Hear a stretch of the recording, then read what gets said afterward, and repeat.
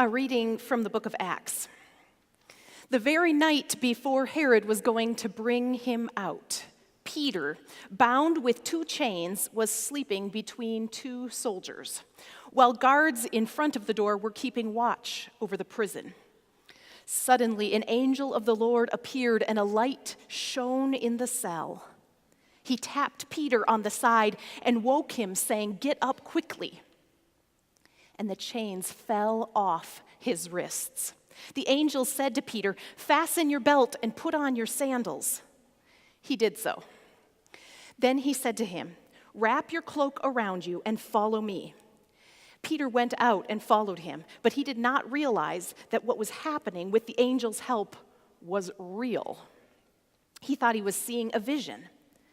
After they had passed the first and the second guard, they came before the iron gate leading into the city. It opened for them on its own accord, and they went outside and walked along a lane, when suddenly the angel left Peter. He came to himself and said, "Now I am sure that the Lord has sent his angel and rescued me from the hands of Herod and from all that the Jewish people were expecting." As soon as he realized this, he went to the house of Mary, the mother of John, whose other name was Mark, where many had gathered and were praying. When he knocked at the outer gate, a maid named Rhoda came to answer. On recognizing Peter's voice, she was so overjoyed that instead of opening the gate, she ran in and announced that Peter was standing at the gate. They said to her, "You are out of your mind." But she insisted that it was so.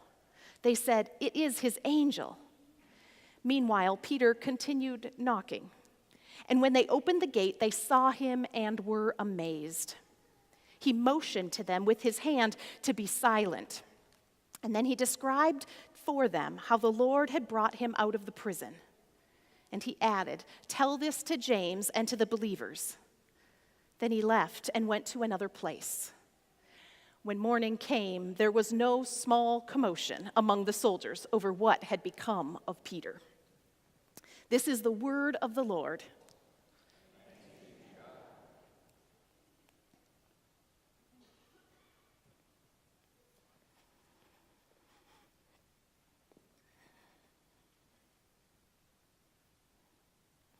This was a scary time for Jesus' disciples. Stephen had just been martyred, and then James. And it was just a matter of moments until they got the news that Peter was next, because Herod already had him in prison. Who would they come for next?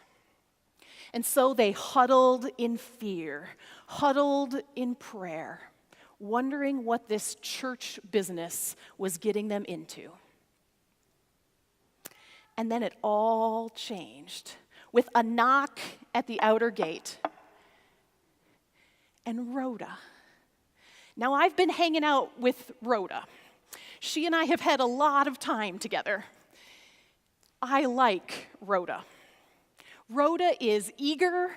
Rhoda is excited. Rhoda is enthusiastic. Rhoda is filled with joy. In fact, Rhoda got so excited when she saw Peter at the gate that her excitement went before her brain. Have you ever had that happen, where you're so pumped about something that you just totally lose your brain? I'm sure you know that's never happened to me.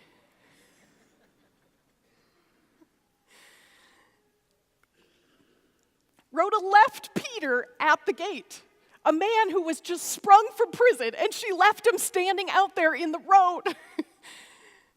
Can you just imagine Peter standing there going, "Thanks a lot, Rhoda. They're going to find me."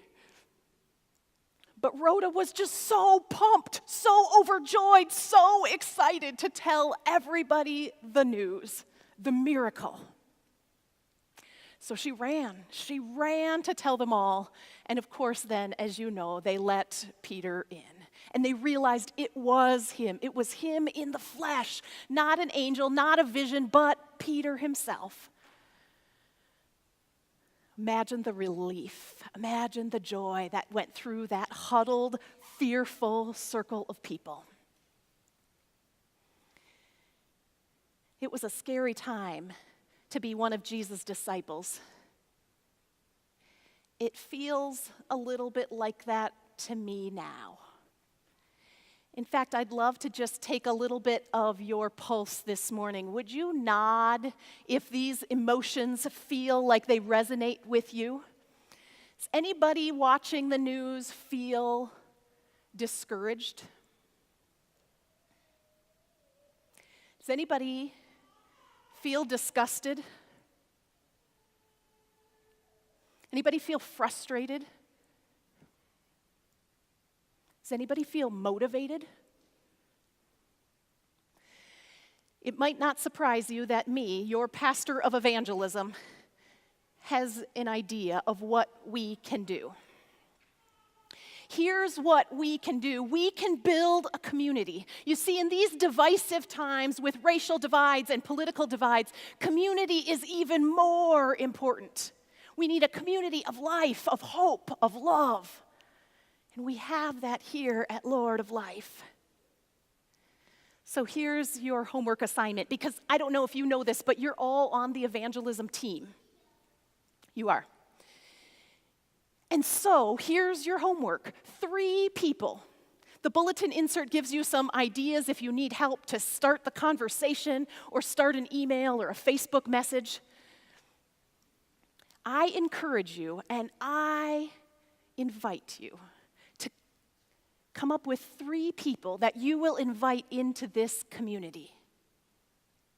What do you think? Will you accept my challenge? How about some nods? And now I'm totally making you nod, aren't I?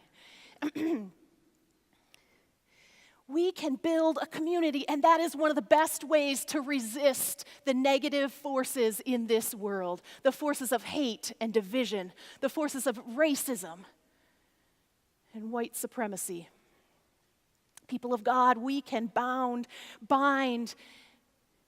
and bond together and stand up. Now there's another Bible story that this one about Rhoda reminds me of. It's a really popular Bible story, and it's about some women who experience a miracle, and then they go to tell people about it, and the people they tell don't believe them. Does anybody know what Bible story I'm referring to? Easter? Was anybody thinking Easter? So I had been reading this Rhoda story for so many days, and then all of a sudden this Easter connection hit me, and I got so excited because my God, did I need to hear about Easter. Because you know that the good news of Easter is that death is not the end. Hate doesn't have the last word. Bigotry, violence, none of that has the final word. No. Because of Easter, we know that life wins. We know that hope wins. Love wins. God wins. Thanks be to God. Amen. Amen.